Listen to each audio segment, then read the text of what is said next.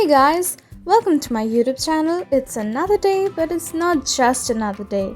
It's a day filled with a lot of opportunities and scope for development and confidence boost.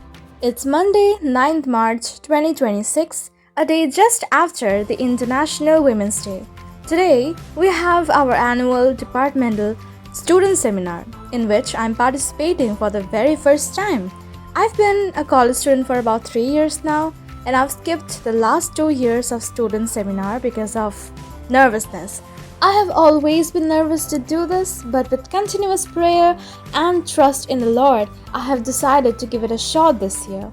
I was satisfied with my performance and presentation. Though it wasn't too perfect, I still thank God for giving me the strength to present my paper in front of the entire department. The theme of today's paper was Jane Austen, Life and Works, to honor the recent completion of her 250th birth anniversary. We were allowed to present our single research papers or a joint paper with not more than 2 people in a single team. Although at first I had thought of doing it alone, as I have another event coming up in which I have to speak in front of a lot of people in the audience. I thought I could prepare myself that way. I was keeping it a secret.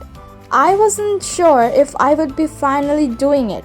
I thought if I couldn't make the PPT by the weekend, I would call it off. But on Thursday, one of the teachers encouraged us to do it. I realized that not a lot of people were doing it. So I declared I would, and one of my close friends offered to team up with me. I said yes at the very first go because he is one of my close friends. Although it was too late for me to realize that not just this time, but I literally say yes to everyone all the time and to everything. Without forethought, I accept things that I should not and then later regret. Later, when I was working on the PPT, I found it a bit difficult and felt demotivated. I wanted to give up. And if I was in it alone, I actually would have. But I figured out that since we're a team, I can just call it quits. To lose means to make my partner lose. That pressure motivated me. I quickly completed the slides that night and we practiced the next 2 consecutive days, Saturday and Sunday, practicing our scripts, improving it, rewriting our paper, making several changes to it until it was finally the last and final draft. Now coming up, our presentation. Enjoy. When we think of romantic novels, we often imagine simple love stories. But more than 200 years ago, Jane Austen was doing something much more powerful than that. She was quietly criticizing the social rules of her time, giving stories of love and marriage. Today, we will briefly explore Jane Austen's life and the themes that make her works timeless. Jane Austen was born in 1775 in Hampshire, England, and is considered one of the remarkable and influential novelists in English literature. Her novels portray the social life of middle upper-class families in Regency England. Through humor, irony, and realistic storytelling, Austen explores how society managed relationships. Although her stories are often described as tales, they are also sharp observations of the society. Her works remain quite to read today because they deal with universal themes such as love, social expectations, morality, and personal growth. As you know, Jane Austen was born in Steventon, Hampshire, England, in a close and very supportive family. Her father, George Austen, was a clergyman who encouraged reading and education at home. Austen began writing stories, a remarkable talent for storytelling. Very interestingly, many of her novels were published anonymously, limited recognition women had during that period. Despite her relatively short life, she died in 1817 at the age of 41. Austen left behind a literary legacy that continues to influence literature even today. So Jane Austen wrote 6 novels, as you know, which are Sense and Sensibility, Pride and Prejudice, Mansfield Park, Emma, Northanger Abbey, and Persuasion.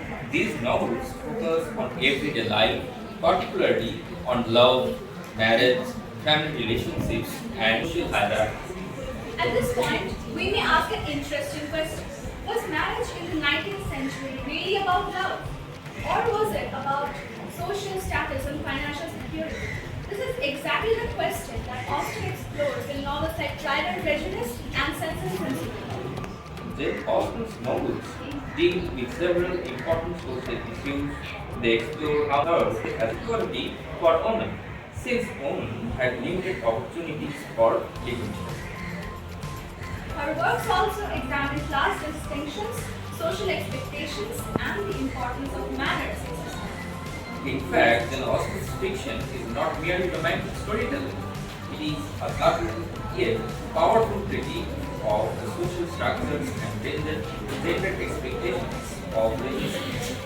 Through irony and humor, she exposes the hypocrisy and limitations of herself.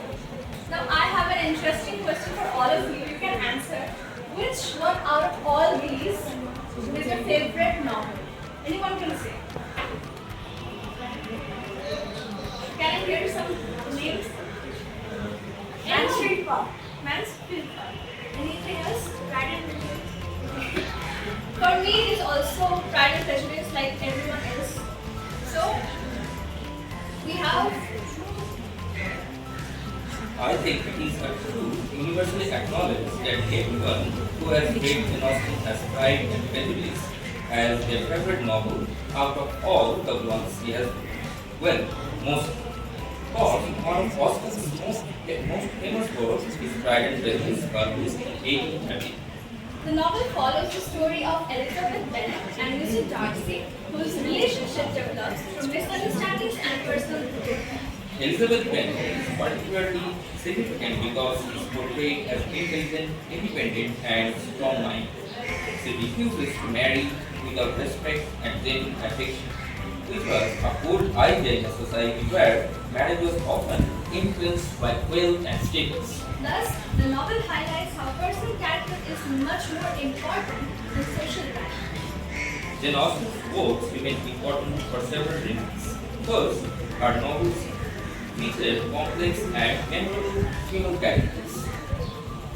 Second, she successfully combines romantic narratives with social criticism. Third, her stories provide a realistic portrayal of everyday life, making them relatable even to women. Because of these qualities, Austen is often studied not only as a novelist of romance but also as a writer who contributed significantly to the development of the modern novel. To conclude, Jane Austen's novels remain timeless because they capture the complexities of human relationships and society.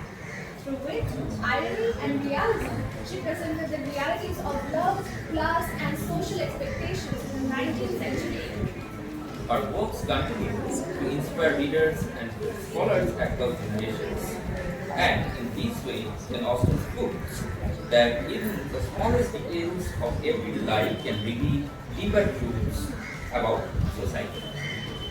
Thus, Jane Austen's works reveal how marriage, social structures, and women's experiences are deeply interconnected, making her novels both a reflection of our society and a lasting expression of women's voices. Thank Thank you.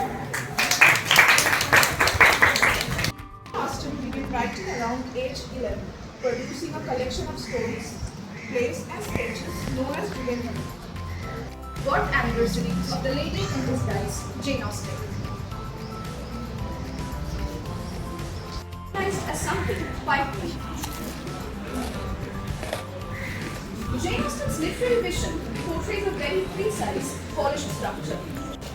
In other words, reality comes to the fore through perception, language, and different puzzles. This paper captures the limitation of such readings that overlook the ontological significance of objects and environments within the narrative structure of Jane Austen's persuasion. It engages with the philosophical frameworks of speculative realism and object-oriented.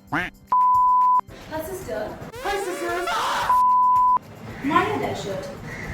She represents emotional intensity, romantic idealism, and so on.